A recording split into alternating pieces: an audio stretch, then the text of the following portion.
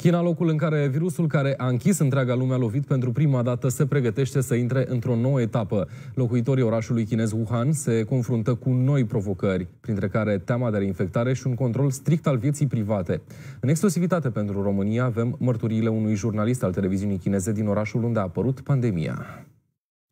Hi Liu, glad to have you in our news program. Since you're there in Wuhan City, the epicenter of the pandemic, we have the opportunity for our Romanian viewers to catch up with the latest news over there. How is the actual life of ordinary people after 76 days of lockdown? Thank you very much for inviting me. Wuhan is not the epicenter anymore.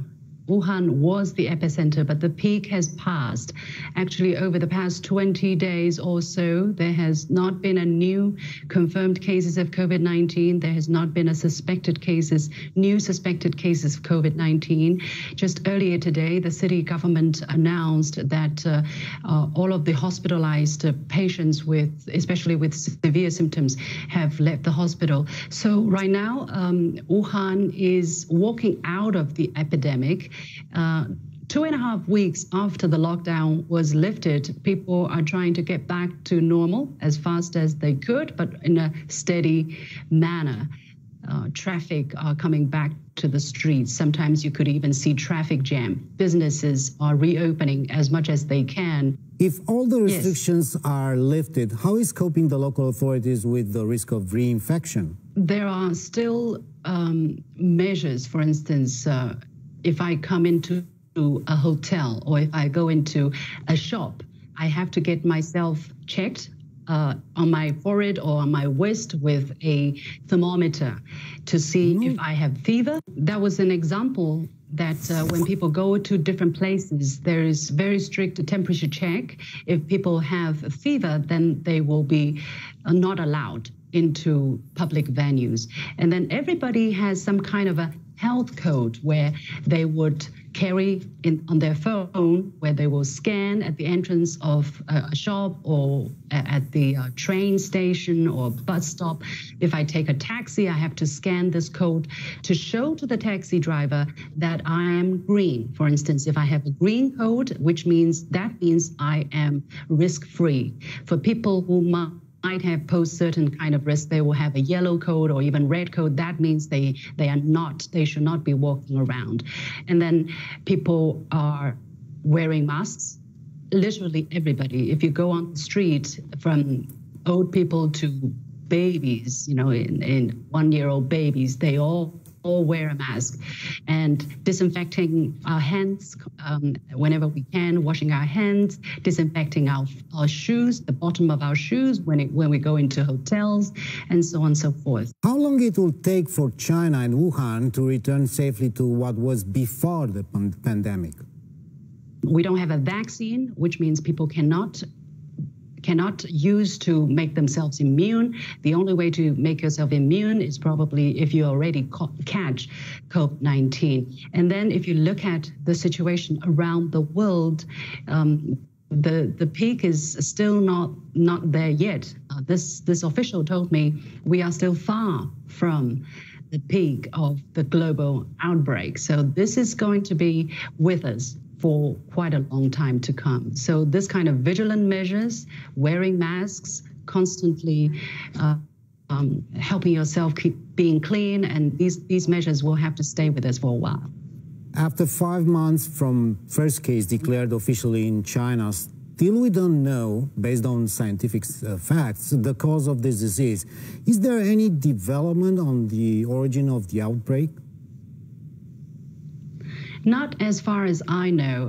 I've been trying to talk to some of the authorities here to see if I can get interviews, but I haven't been successful. But actually, some of the authorities have come out. For instance, the doctor who detected or who reported some of the first cases, according to her, the first 3 cases that she discovered had nothing to do with, for instance, the seafood market that people were talking about. And then there was also this discussion about this lab, this virus lab, and the lab has come out to very strongly reject any accusation that the virus could have escaped from this lab. So at this moment, there is absolutely no scientific evidence yet pointing to the exact source of the virus, but China has made it clear repeatedly that this is the job of scientists, not journalists or politicians, but the job of scientists. Meanwhile, we're also seeing reports coming out of the United States, for instance, where the date of the first case who died, the first person who died from COVID-19, being brought earlier a couple of weeks to the 6th of February, and investigation is going on there as well. I think this has to be a global effort.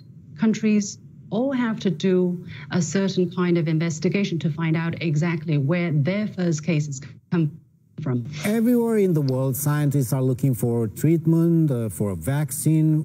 We don't know much of Chinese scientific research in this field. Why is that mystery? I don't know. I don't see a mystery here. Why is it a mystery? Here, everybody is also waiting for the vaccine to be made available so that people can protect ourselves. I actually am not aware that there is any kind of a mystery surrounding this. I only know that a couple of weeks ago, Chinese scientists have already started clinical trials of at least 3 kinds of COVID-19 vaccines. I actually reported on my Twitter account as soon as the news came out, and the news was released to the Chinese public as soon as they happened. Because for the Chinese people, it's also something that we wanted to know very much, because we are also waiting eagerly for vaccines to be available so that we can protect ourselves. So, but you know, this is going to take months, if not longer. At this moment, this is the job of scientists, I guess, of people who are researching these vaccines or who are working on these vaccines to do their job, and we just have to be patient. I don't know whether if it is available, if it is successfully produced, I'm sure China will be, and I believe China will be sharing the vaccine with people around the world. Because at this moment, China is also suffering the negative consequence of the spread of the virus around the world. The Chinese economy was down for the first quarter by 6.8%. And at this moment, there is no international travel. There's not much international trade, of course, with protective gears. That's a different case. So long as the world is suffering this virus somewhere, we are not going to come out of it and say we have made it. The world is interconnected. We cannot just live within our own boundary. Everybody is on this together. Okay, thank you so much, Liu, for your insights. I appreciate it. Thank you very much.